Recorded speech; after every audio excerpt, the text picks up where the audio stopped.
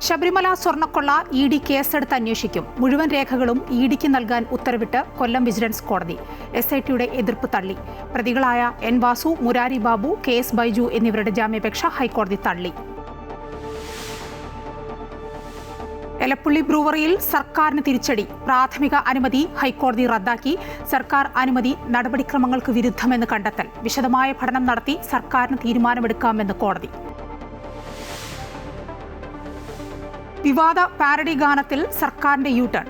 കൂടുതൽ കേസുകൾ എടുക്കേണ്ടെന്ന് പോലീസിന് നിർദ്ദേശം നൽകി എ.ഡി.ജി.പി.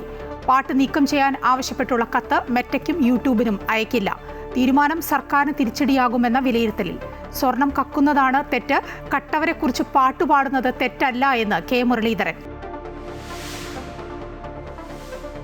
വി.ബി.ജി. റാംജി ബിൽ രാഷ്ട്രപതിക്ക് മുന്നിലേക്ക്. ബില്ലിൽ ഒപ്പിടുന്നതോടെ നിയമമാകും.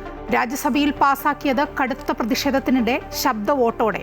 രാഹുൽ ഗാന്ധി പങ്കെടുക്കാത്തതിൽ കടുത്ത വിമർശനമുയർത്തി CPM. ശൈത്യകാല സമ്മേളനം പൂർത്തിയാക്കി പാർലമെന്റ് അനിശ്ചിതകാലത്തേക്ക് പിരിഞ്ഞു.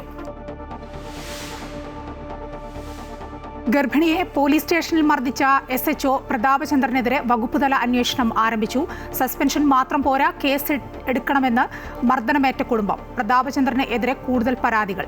അഴിമതി കേസിൽ ജയിൽ DIG വിനോദ് കുമാറിന് എതിരെ വിജിലൻസ് ഡയറക്ടർ ഇന്ന് റിപ്പോർട്ട് നൽകും.